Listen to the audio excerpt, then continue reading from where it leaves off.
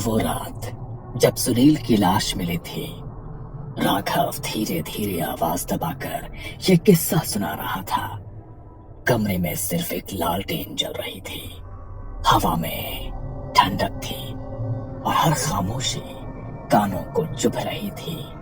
उसके सामने जितेन, अन्विता, रघुनाथ काका और पंडित कैलाश बैठे थे। राघव ने गहरी सांस ली और कहा, ये 2 साल पहले की बात है। ठीक यहीं इस गांव में रात के 2:30 हुए थे। सुनील का फोन आया था। आवाज कांप रही थी उसकी। राघव भाई, बचा लो मुझे। वो फिर से आई है, खिड़की पर खड़ी है, शादी का जोड़ा पहने, खून से भरी मांग। मैं उस वक्त ऑफिस क्वार्टर में था। मैंने जितेन को उठाया और दोनों सीधे सुनील के घर दौड़े। गांव के किनारे वो घर था। दरवाजा अंदर से बंद था, लेकिन अंदर से फर्नीचर गिरने की आवाजें आ रही थी। सुनील, दरवाजा खोल सुनील। अंदर से कोई जवाब नहीं आया। तभी खिड़की के शीशे पर खून का धब्बा छपा, जैसे किसी ने अंदर से हाथ मारा हो। जितेन ने दरवाजा तोड़ा। अंदर का नजारा देखकर उनकी रूह कांप उठी। सुनील छत से उल्टा लटका हुआ था। उसकी गर्दन पर शादी के जोड़े का लाल दुपट्टा बंधा था और दीवार पर बड़े बड़े अक्षरों में खून से लिखा था, मैं वापस आऊंगी। राघव के शब्द गले में अटक गए। कमरे में बैठी अन्विता के माथे से पसीना टपक रहा था। क्या पुलिस ने कुछ बताया? राघव ने धीरे से सिर हिलाया। नहीं, पोस्टमार्टम में किसी आत्महत्या का सबूत नहीं मिला। न रस्सी का निशान, न कोई दवा, न कोई जहर। तब से ये गांव बदल गया है राघव। लोग कहते हैं कि रेखा की अधूरी आत्मा हर साल लौटती है, और तभी लौटती है जब गांव में कोई शादी होने वाली होती है। अरे तुमने उसका नाम क्यों लिया, पागल हो क्या? अरे जितेन, ये गांव उस नाम से भी डरता है, क्योंकि उसकी मौत के बाद से जब भी गांव में शादी होती है, दूल्हा मंडप तक नहीं पहुंच पाता। क्या मतलब? 3 साल में 3 दूल्हे गायब हो चुके हैं। सबकी मौत अलग अलग तरीके से हुई है, लेकिन एक बात कॉमन है, मंडप के पहले वो लाल जोड़े वाली औरत तीनों को दिखी थी। रघुनाथ काका ने उस रात की पूरी सच्चाई बताई। 3 साल पहले की बात है। रेखा गांव की सबसे खूबसूरत लड़की थी। उसका रिश्ता शहर के लड़के अभिषेक से तय हुआ था। अभिषेक के घर वाले पहले तो बहुत खुश थे, लेकिन शादी से ठीक पहले उन्हें कहीं और से ज्यादा दहेज का वादा मिला। शादी की सुबह जब सभी तैयारियां पूरी हो चुकी थी, बारात आने की जगह संदेश आया, हम ये शादी नहीं कर सकते। पूरा गांव दहल गया। रेखा दुल्हन के जोड़े में सज धज कर अकेली मंडप में बैठी रही। घंटों बीत गए पर बारात नहीं आई। लोग ताने मारने लगे। देखा, इसे सबको ठुकराने का शौक था। लड़की कितनी भी सुंदर हो, अगर किस्मत खराब हो तो सब व्यर्थ है। रेखा का दिल चूर चूर हो गया। उसके बाद गांव के लोगों ने उसे चैन से जीने नहीं दिया। लड़के मंडली में बैठकर उसका मजाक उड़ाते। अरे रेखा, अकेली कहाँ घूम रही है? चल मैं तुझे घुमाता हूँ, मेरी गाड़ी में बैठ जा। कुछ लोग उस पर गंदी नजर डालते। अब तो कोई तुझे अपनाएगा भी नहीं, किसी काम की ही नहीं रही। पर तू चाहे तो मैं तुझे रख लेता हूँ, तू मेरे काम की चीज है। गांव की औरतें भी उसे ताने देते। जब वो रास्ते से गुजरती तो कुछ कहते, हे भगवान, सुबह सुबह ये कलमुही क्यों दिख गई? अब पूरा दिन खराब हो गया। ये वाक्य उसके कानों में रोज गूंजता। परिवार का सहारा भी नहीं मिला। बाप शराब में डूब गया। माँ बीमार होकर बिस्तर पर पड़ गई। भाई गांव से बाहर जाकर काम करने लगा और धीरे धीरे घर आना बंद कर दिया।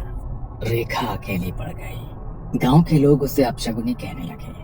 उस रात जब पूरा गांव सो रहा था, रेखा ने लाल जोड़ा पहना, माथे पर सिंदूर लगाया, आईने में खुद को देखा और फुसफुसाई, जिस दिन मैं दुल्हन बनी, उसी दिन मेरी जिंदगी खत्म कर दी गई। अब मैं किसी और को भी दुल्हा बनने नहीं दूंगी। उसने कमरे में खुद को बंद कर लिया और जहर खाकर अपनी जान दे दी। रेखा की मौत के 1 हफ्ते के अंदर ही उसकी माँ कुएं में गिरकर मर गई। बाप खेत में हार्ट अटैक से बेहोश हुआ और जब लोग पहुंचे तो वो मर चुका था। गांव छोड़ने के बाद उसका भाई का किसी को आज तक कोई पता नहीं चला। अभिषेक ने दूसरी लड़की से शादी कर ली थी, लेकिन शादी के 2 महीने बाद उसकी पत्नी घर की छत से फिसलकर गिरकर मर गई। अभिषेक के माँ बाप का कार एक्सीडेंट हो गया, उसी में उनकी मौत हो गई। अभिषेक खुद तीसरे महीने गांव लौटते समय लापता हो गया। उसकी लाश नदी किनारे मिली। गर्दन पर कुछ कसकर बांधने के निशान थे, जैसे किसी ने उसका गला घोटा हो या फांसी दे दी हो। रघुनाथ काका ने ठंडी सांस ली और सबकी आंखों में देखते हुए कहा, रेखा ने खुद की जान नहीं दी थी, उसने बदला लिया था और अब वो हर दूल्हे को वही सजा देती है जो उसे मिली थी। सुनील की मौत के बाद पूरे गांव पर जैसे कोई पाप का साया छा गया था। पिछले 2 सालों में किसी की भी शादी नहीं हुई थी। जहां पहले शादी ब्याह का मौसम आते ही हर गली सज जाती थी, वहीं अब सिर्फ सन्नाटा पसरा रहता था। लोग कहते थे, जिसने भी मंडप की राह पकड़ी उसने अगली सुबह नहीं देखी। गांव की औरतें जब कुएं पर पानी भरने जाती तो अक्सर एक दूसरे से फुसफुसाती, अगर बेटी जवान हो भी जाए तो क्या करे, यहाँ शादी का मतलब दूल्हे की मौत है। गांव के बुजुर्ग कहने लगे थे कि इस गांव की बेटियों की शादी अब बाहर ही करनी होगी। लेकिन इसी डर के बीच अचानक से एक खबर फैली, रिया की शादी तय हो गई है। रिया गांव के चौधरी हरिनाथ की इकलौती बेटी थी, पढ़ी लिखी, समझदार और बेहद ही खूबसूरत। उसकी सगाई अर्जुन से हुई थी। अर्जुन पास के कस्बे में इंजीनियर था, पढ़ा लिखा, आधुनिक सोच वाला और किसी भी अंधविश्वास पर भरोसा नहीं करने वाला। गांव वालों को हैरानी थी कि क्या अर्जुन और उसका परिवार सच में उस श्राप की कहानी से अनजान थे या फिर जानबूझकर उसे नजरअंदाज कर रहे थे।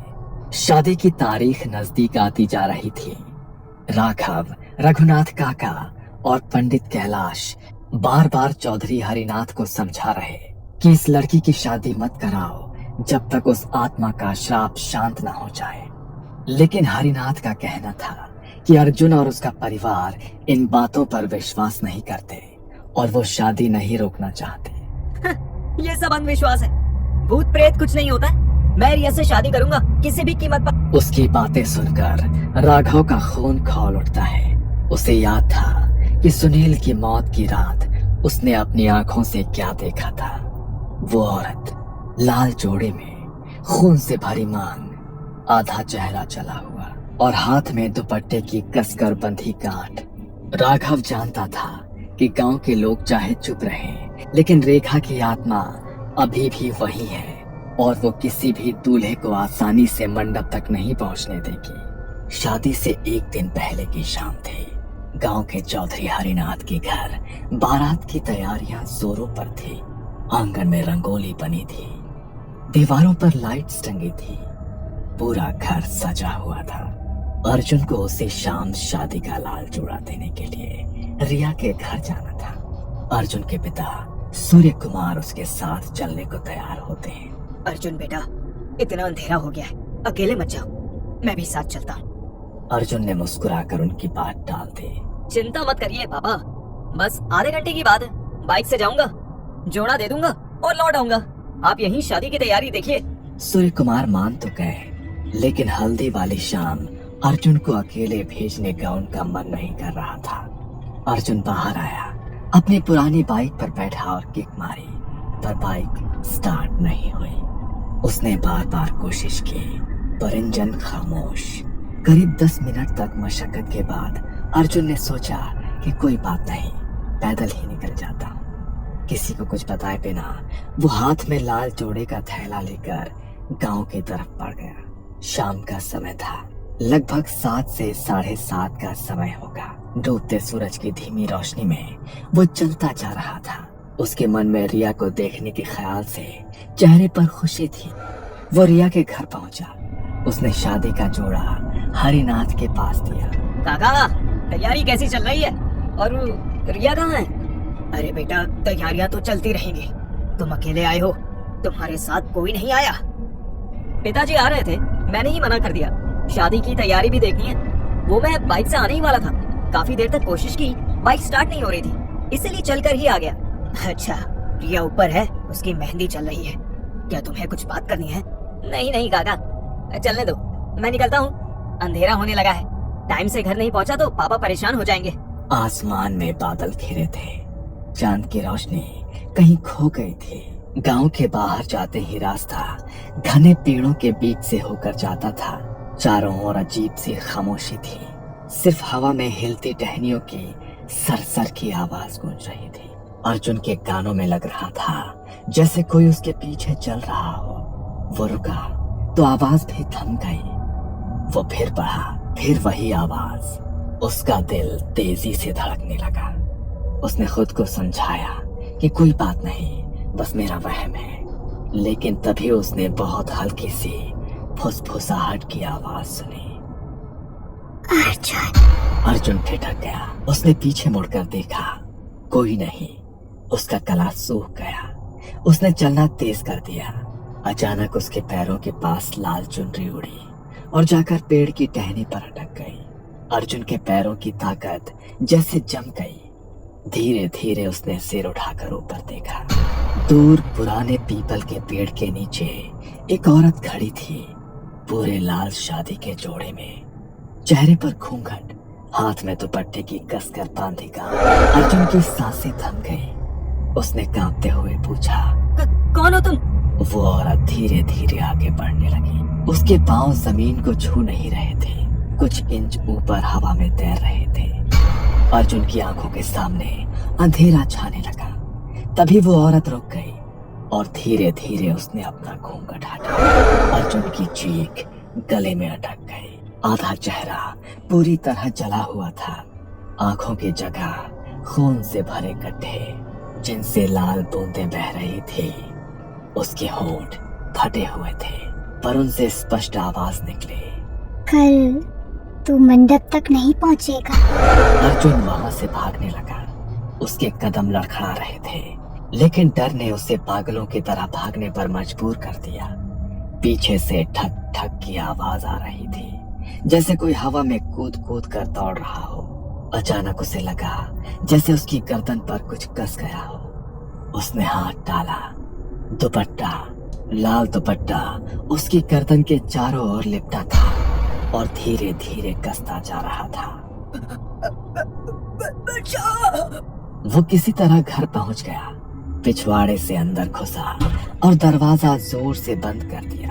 तभी बाहर से दस्तक होने लगी। फिर अचानक सन्नाटा। अर्जुन दीवार से टिककर जमीन पर बैठ गया। उसका शरीर पसीने से भीगा हुआ था। अर्जुन ने घर पर यह बात किसी से नहीं बताई। वो चाहता था कि किसी को डर ना लगे। लेकिन जैसे ही कमरे में गया, उसे गर्दन पर जलन महसूस हुई। उसने आईने में देखा, उसके गर्दन पर दुपट्टे से कसने के गहरे लाल निशान पड़ गए थे। उसकी आंखों में दहशत साफ झलक रही थी, पर उसने खुद से बुदबुदाया, नहीं, ये सब मेरा वहम है, कल शादी है, कुछ नहीं होगा। लेकिन अर्जुन नहीं जानता था, रेखा की आत्मा लौट आई थी और उसकी अगली शिकार की तैयारी पूरी हो चुकी थी। अर्जुन की रात नींद में नहीं, बल्कि डर और सोच में बीती थी। आईने में दिखाई दे रहे दुपट्टे के गहरे निशान उसकी आंखों के सामने बार बार आ रहे थे। उसने किसी को कुछ नहीं बताया, न रिया को, न अपने पिता सूर्य कुमार को। उसके दिमाग में बस एक ही ख्याल था कि अगर मैंने सबको बताया तो लोग हंसेंगे, कहेंगे जिसने सबके सामने भूत को अंधविश्वास कहा वही अब डर रहा है। लेकिन उसे ये नहीं पता था कि उसकी ये चुप्पी उसकी सबसे बड़ी गलती बनने वाली थी। शादी शाम को थी। पूरा गांव रिया के घर आया था। मंडप सुनहरी झालरों और फूलों से सजाया गया था। ढोलक और शहनाई की आवाज गूंज रही थी, लेकिन फिर भी माहौल भारी था। लोग खुश दिखने की कोशिश कर रहे थे, पर हर कोई रिया की शादी को लेकर अंदर ही अंदर डरा हुआ था। लोगों की नजरें बार बार आसमान की तरफ जाती और सभी बस यही सोचते कि आज की रात कोई अनहोनी ना हो जाए भगवान। अर्जुन और उसका परिवार रिया के घर पहुंच गए। उसका चेहरा पीला पड़ चुका था, उसके माथे पर पसीना चमक रहा था। राघव, जितेन और पंडित कैलाश लगातार मंडप के चारों ओर घूम घूम कर मंत्र पढ़ रहे थे। पंडित कैलाश ने राघव से धीमी आवाज में कहा, आज रात कुछ अजीब लग रहा है राघव। हवा भारी हो चुकी है, मंत्रों को भी पढ़ने में भारीपन लग रहा है। राघव ने ठंडी सांस ली। अगर रेखा की आत्मा सच में लौट आई तो इसे रोकना मुश्किल होगा पंडित जी। जितेन पास ही खड़ा था। उसने धीरे से कहा, अर्जुन को बता देना चाहिए सब कुछ, वो नहीं जानता है कैसे बचना है। राघव ने सिर हिलाया। अब देर हो चुकी है, अगर आत्मा ने ठान लिया है तो कोई रोक नहीं सकता। शाम ढल चुकी थी। चारों तरफ दियों की रोशनी, हंसी खुशी की गीत, शहनाई की मधुर तान, सब कुछ दिखावे का था। अंदर से हर किसी के मन में सिर्फ रेखा का खौफ था। अर्जुन मंडप में बैठा था। पंडित ने शादी के श्लोक पढ़ना शुरू किए। चारों तरफ स्वाहा की गूंज सुनाई दी। हवन की आग की लपटें ऊंची उठ रही थी। अचानक एक ठंडी हवा का झोंका आया और आग कांप उठी। फूल हवा में उड़ने लगे। अर्जुन का दिल जोर से धड़कने लगा। उसे लगा कि जैसे कोई पीछे खड़ा है। वो पीछे मुड़ने ही वाला था कि एक तेज हवा का झोंका आया और सारी लाइटें बुझ गई। मंडप पूरी तरह से अंधेरे में डूब गया। महिलाओं की चीखें गूंज उठी, बच्चे रोने लगे। फिर एक औरत की तेज हंसी गूंजी। फिर से एक नया दूल्हा। राघव के शरीर में ठंड दौड़ गई। वो समझ गया कि वही कल रात वाली आत्मा आई है। अंधेरे में मंडप के पीछे अचानक लाल जोड़े की चमक दिखाई दी। रेखा की आत्मा, सिर पर घूंघट, हाथ में दुपट्टा, धीरे धीरे मंडप की ओर बढ़ रही थी। अर्जुन की नजरें उसी पर जमी थी। अचानक वो घूंघट हटाकर अर्जुन के सामने खड़ी हो गई। आधा चेहरा जला हुआ था, गहरी काली आंखें, खून से भरी मांग। कहा था ना, कोई दुल्हा नहीं बनेगा। अर्जुन कांपता हुआ खड़ा था। उसने चिल्लाने की कोशिश की पर गले से आवाज नहीं निकली। तभी उसके गर्दन पर दुपट्टा कस गया और तेज हवा में उसकी सांसें रुकने लगी। वो छटपटाने लगा। बचाओ, कोई है, बचाओ मुझे। पर उसकी आवाज शोर में दब गई और पलक झपकते ही अर्जुन मंडप से गायब हो चुका था। लोग चीखने लगे। बच्चों को गोद में उठाकर लोग भागने लगे। रिया बेहोश होकर जमीन पर गिर गई। राघव, जितेन और पंडित कैलाश दौड़ते हुए बाहर पहुंचे, पर वहां कोई नहीं था। बस हवा में गूंज थी। मैं अगले दूल्हे के लिए लौटूंगी। सुबह के 5 बजे थे। गांव के किनारे तालाब के पास भीड़ लगी थी। पानी की सतह पर अर्जुन की लाश तैर रही थी। चेहरा पीला और आंखें पूरी तरह से खुली हुई, मानो मरते वक्त उसने कुछ देखा था, बहुत भयानक। राघव और जितेन दौड़ते हुए पहुंचे। लोग फुसफुसा रहे थे। फिर वही हुआ, रेखा की आत्मा एक और दूल्हा ले गई। राघव की आंखें अर्जुन के गले पर जमी थी। दुपट्टे की कसकर बंधी गांठ और सीने पर खून से लिखा था, मैं वापस आऊंगी। रिया का रो रो कर बुरा हाल था। वो अर्जुन की लाश के पास बैठी चीख रही थी और होठों से बार बार एक ही सवाल था,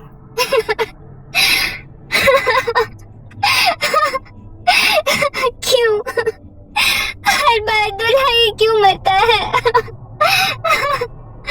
रिया के पिता चौधरी हरिनाथ पूरी तरह टूट चुके थे। उन्होंने भीड़ के बीच बैठते हुए सिर्फ इतना कहा, अब बस, अब इस गांव में कोई शादी नहीं होगी। अर्जुन की मौत के बाद कनकपुर की गलियों में फिर वही खामोशी छा गई। लोग अपने बच्चों की शादियां गांव से बाहर करने लगे। लेकिन राघव, जितेन और पंडित कैलाश ने हार नहीं मानी। उन्होंने तय किया कि उन्हें रेखा की आत्मा का सामना करना ही होगा। तीनों ने दूर दूर तक खोज की और आखिरकार एक तांत्रिक शिवा तक पहुंचे। काले कपड़े, जटाजूट, गले में अस्थियों की माला, उसकी आंखें अंगारों जैसी लाल थी। शिवा ने उनकी सारी बातें सुनी और कहा, रेखा की आत्मा अधूरी है। उसकी आखिरी इच्छा दुल्हन बनना पूरी नहीं हुई। जब तक उसका यह अधूरापन नहीं मिटता, वो हर दूल्हे को मौत के घाट उतार कर रहे। लेकिन उसे रोका कैसे जाए? रेखा की आत्मा को शांत करने का एक ही तरीका है कि कैसे भी करके उसकी आत्मा की शादी करवानी होगी। सबसे ताजा आत्मा अर्जुन की है। उस रात गांव के बाहर घाट पर अनुष्ठान रखा गया। रात के ठीक 12 बजे चारों तरफ काली चादर सा सन्नाटा था। तालाब के किनारे 21 दिए जलाए गए। पंडित कैलाश, राघव, जितेन, रिया और तांत्रिक शिवा मौजूद थे। शिवा ने अग्निकुंड सजाया और मंत्रोच्चार शुरू किया। ओम शिप्रम प्रेतात्मानां मोक्षाय स्वाहा। धीरे धीरे हवा तेज होने लगी। दीपक की लौ एक एक कर बुझने लगी। अचानक ठंडी हवा का तेज झोंका आया और रेखा की आत्मा लाल जोड़े में प्रकट हुई। उसकी आंखों से खून की धार बह रही थी। बाल बिखरे हुए, दुपट्टा भीगा हुआ और होठों से फुसफुसाहट। मुझे मंडप में अकेला छोड़ दिया। अब कोई दूल्हा नहीं बनेगा। तभी शिवा ने ऊंची आवाज में मंत्र बोला। रेखा, अर्जुन की आत्मा को स्वीकार करो। तुम्हारा अधूरा बंधन आज पूरा होगा। अग्नि में आहुति डालते ही अचानक अर्जुन की आत्मा प्रकट हुई। सफेद कपड़ों में, खाली आंखें, लेकिन चेहरे पर शांति। रेखा की आत्मा उसकी तरफ मुड़ी, पहले चीखी और फिर धीरे धीरे रोने लगी। अर्जुन, अब कोई दुल्हन नहीं बनेगी जब तक मैं दुल्हन नहीं बनती। तांत्रिक ने विशेष प्रेत विवाह विधि करवाई। अर्जुन की आत्मा और रेखा की आत्मा को अग्नि के चारों ओर 7 चक्कर लगवाए गए। 7वें फेरे के बाद हवा अचानक से बंद हो गई। रेखा की आंखों में आंसू थे। उसने रिया की तरफ देखा और धीरे से कहा, अब कोई दूल्हा नहीं मरेगा। धीरे धीरे रेखा और अर्जुन की आत्माएं अग्नि कुंड की लपटों में समा गईं। उस रात के बाद कनकपुर में कोई मौत नहीं हुई। रेखा की आत्मा शांत हो चुकी थी और गांव में शादियां फिर से शुरू हो गई। ये कहानी आपको अच्छी लगी हो तो हमें सब्सक्राइब करें। हमारा इंस्टाग्राम और फेसबुक पेज जरूर फॉलो करें। अगर आपके पास ऐसी ही कोई कहानी हो तो हमें कमेंट बॉक्स में भेजें। हम कोशिश करेंगे कि अगली एनिमेटेड स्टोरी आपकी होगी।